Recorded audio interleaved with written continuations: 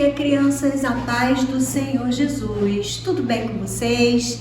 Já estamos aqui mais um domingo na sua casa com a nossa escola bíblica dominical.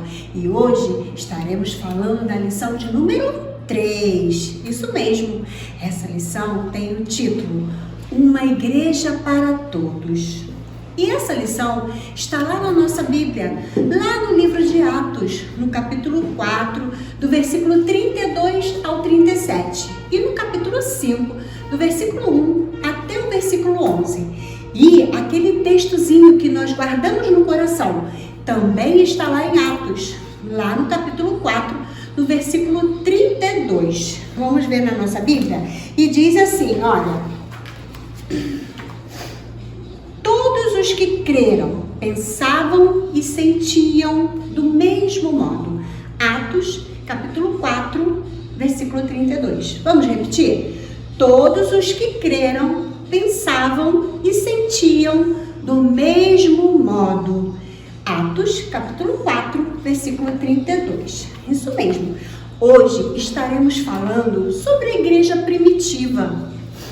Essa igreja, ela surgiu após o dia de Pentecoste. Isso, por quê? Porque nesse dia, várias pessoas creram em Jesus, ou seja, abriram seu coraçãozinho para Deus. E aí eram muitas pessoas, e assim surgiu a igreja primitiva. Essa igreja, ela tinha várias características, mas assim eu destaquei duas características principais dessa igreja, que era a dedicação à oração e a unidade.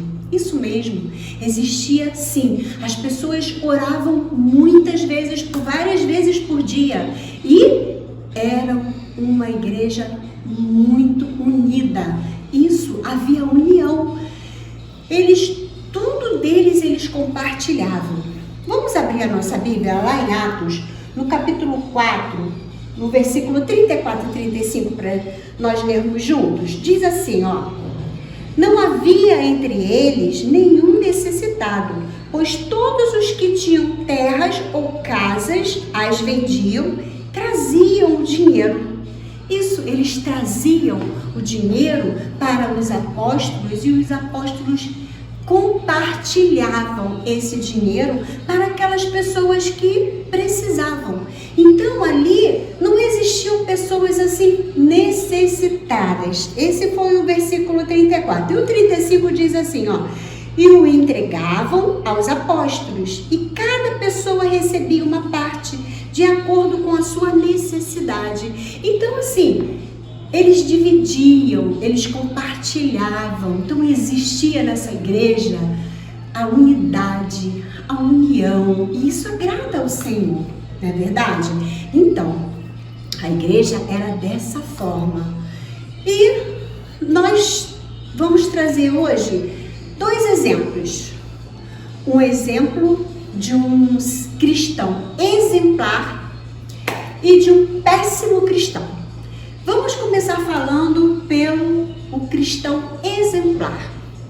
Naquela igreja havia um homem chamado Barnabé. Ele era um homem bom, com um coração bondoso, e ele tinha posses. Certo dia, ele decidiu pegar um dos seus terrenos e vender para compartilhar com aquelas pessoas que estavam precisando. E ele pegou o terreno, vendeu, e todo o dinheiro arrecadado com aquela venda, ele foi e entregou ao apóstolo para compartilhar com as pessoas que estavam precisando. Foi um exemplo de um cristão exemplar, não é verdade?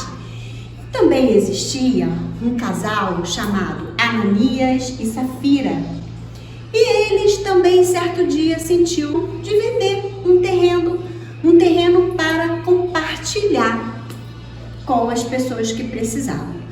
Só que antes de vender, Ananias conversou com a sua esposa Safira e combinaram: olha, nós vamos vender, mas nós só vamos doar uma parte, a outra nós vamos ficar com ela.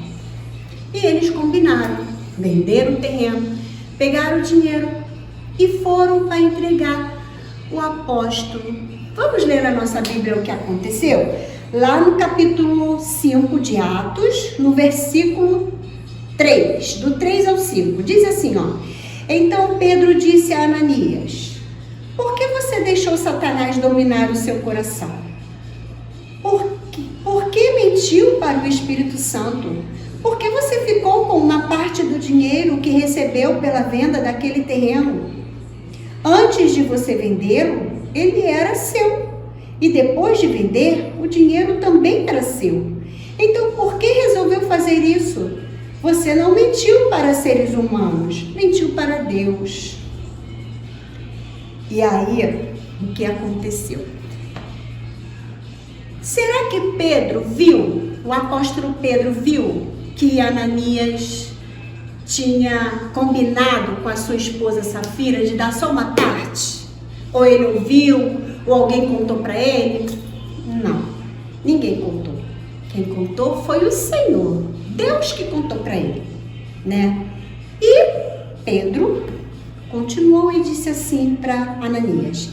Assim que ouviu isso, Ananias caiu morto, e todos os que souberam do que havia acontecido ficaram com muito medo. Enfim, Ananias mentiu, e a consequência da mentira dele veio logo em seguida. Ele morreu. Passando algum tempinho, algumas horas, veio Safira até o apóstolo Pedro. Vamos ver o que aconteceu. Lá no versículo 7 agora. Diz assim, ó: A mulher de Ananias chegou umas 3 horas depois, sem saber do que havia acontecido com o marido. Aí Pedro perguntou a ela: Me diga, foi por este preço que você e o seu marido venderam o terreno? Ela respondeu: Foi, respondeu. Então Pedro disse: Por que você e o seu marido resolveram pôr à prova o Espírito do Senhor? Os moços que acabaram de sepultar o seu marido já estão lá fora, e agora vão levar você também. O 11 diz assim: E toda a igreja e todos aqueles que souberam disso ficaram apavorados. Conclusão: os dois mentiram, mas não mentiram para o homem, mentiram para Deus, porque eles faziam aquilo de adoração, para compartilhar, não era obrigado a fazer. E eles fizeram, mas mentiram. E a mentira é um pecado, é uma coisa errada. Então a gente não pode ficar falando mentira, fazendo coisas erradas, porque tudo que nós fizermos na nossa vida traz consequências. Se fizermos coisas boas, teremos consequências boas. Se fizermos coisas ruins, teremos consequências ruins. Muitas pessoas, às vezes, é uma mentirinha pequena. Fala uma mentirinha aqui, fala outra mentirinha ali. E quando percebe, o que acontece? Elas vão se afastando de Deus. E isso traz consequências. Ananias e Safira tiveram a consequência da morte física, mas muitas pessoas que fazem essas coisas erradas, que se afastam de Deus, traz consequências de morte espiritual. Por quê? Porque elas se afastam do Senhor, e isso acaba prejudicando a vida espiritual dessas pessoas. Então, crianças, o que nós podemos aprender e que vocês nunca devem esquecer, que o verdadeiro cristão, ele tem que ter amor, união e ser verdadeiro. São características de cristãos exemplares. Então, nunca devemos esquecer que nós devemos ter amor, união e sermos sempre verdadeiros. Amém, crianças? Vamos orar? Querido Deus, eterno Pai, Deus de amor e bondade, Senhor, em nome de Jesus, queremos te pedir que o Senhor venha nos ajudar, Senhor, a sermos sempre verdadeiros, a falar sempre a verdade, Senhor, a ter amor e ser unidos com os nossos irmãos. Pai, continua nos ajudando, nos guardando, guardando a nossa igreja, guardando o nosso pastor, a nossa família e a nossa vida. Fica conosco, em nome de Jesus.